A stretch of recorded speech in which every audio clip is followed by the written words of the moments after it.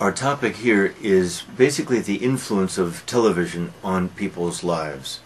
The first article here contends that violence on TV is the single most important factor in producing violent behavior later in life. It desensitizes us, it teaches us or it implies that violence is normal, and if violence is rewarded on TV, as it sometimes is, this has a huge impact on children. In short, we learn our attitudes from TV. Now, both of these articles, I think, ignore one point that needs our attention. To use the word TV, of course, is meaningless. There's no such thing as TV. There are the people who make the shows. There are the advertisers who pay the bills of the shows. Here's where the power, here's where the influence is.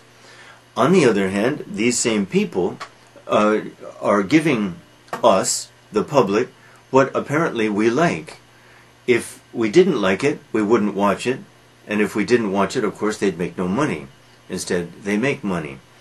So, to suggest that we are the helpless victims of TV is, of course, disingenuous.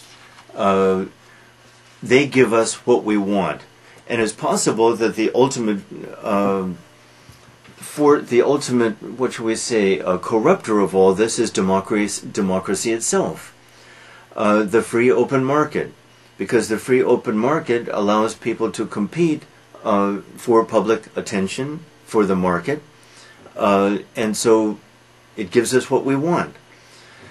On the other hand, most people do not commit violent crimes, so it's not surprising, it can't be surprising that there are some violent crimes. Now, recently I saw a film that's very important in American culture, during the past 2 years, very important, called Bowling for Columbine. It's a documentary about the Columbine phenomenon, Columbine High School in Colorado, where 2 boys carried guns into the high school and killed 14 people, wounded many more, and then killed themselves. This documentary basically tried to examine American violence. It begins with an examination of the gun culture. Why? Just to give you 2 ideas here.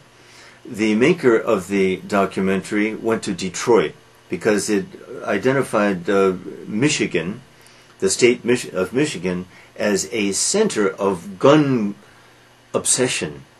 A militia. Everyone has a gun, apparently, in Michigan. And these 2 boys who killed these people were from Michigan. And Charlton Heston, the famous actor, who is the head of the NRA, National Rifle Association, which struggles for our right to protect our right to have guns, is also from Michigan. But then the maker of the film crossed over Lake Huron, I guess it is. Across from Detroit, there's the city of Windsor, Canada. Take the bridge, and there you are, in Windsor. And it turns out that, yes, Canadians have guns too. But Canadians in Windsor don't even lock their doors. Canadians in Windsor do not fear violent crime, and maybe 80 people a year die violent deaths from guns in Canada. Maybe 30 in Korea, maybe 15 in Japan, maybe 100 in France, 150 in Germany, 12,000 in the US. 12,000. It's an incredible discrepancy. It's an incredible gap. So this film tries to explain the source of this. Why? Why such violence?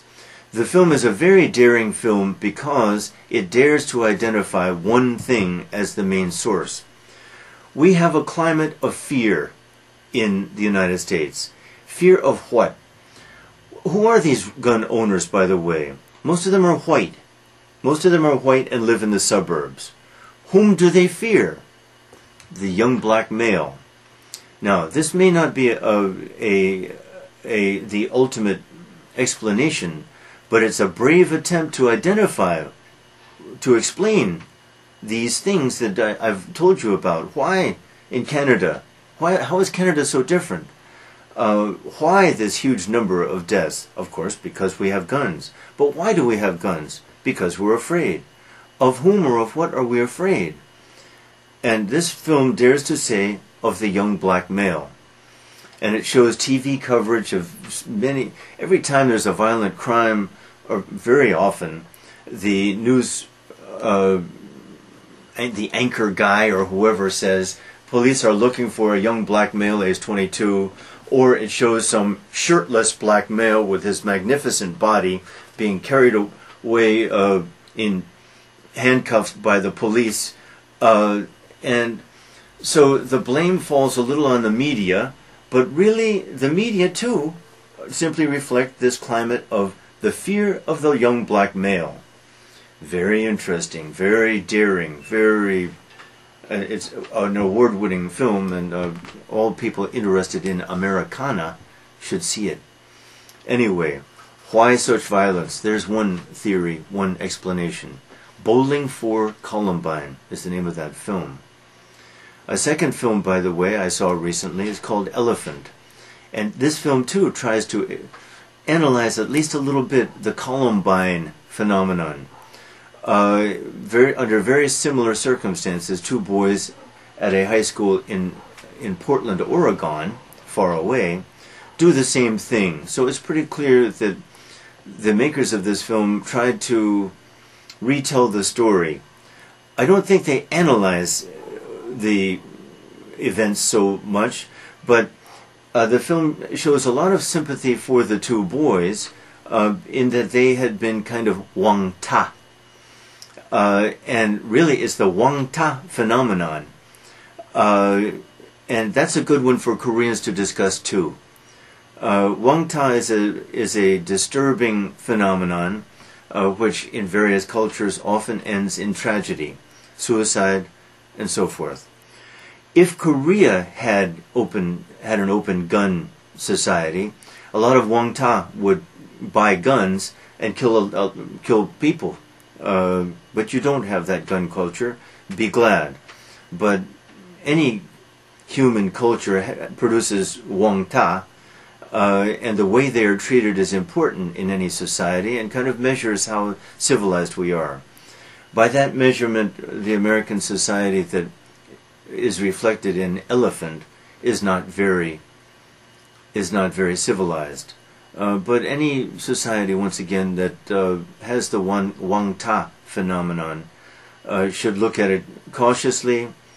And just one observation about that, because it's so interesting. In my opinion, after looking at it, I think quite a lot, the wang ta phenomenon is everyone's responsibility. Everyone's guilty.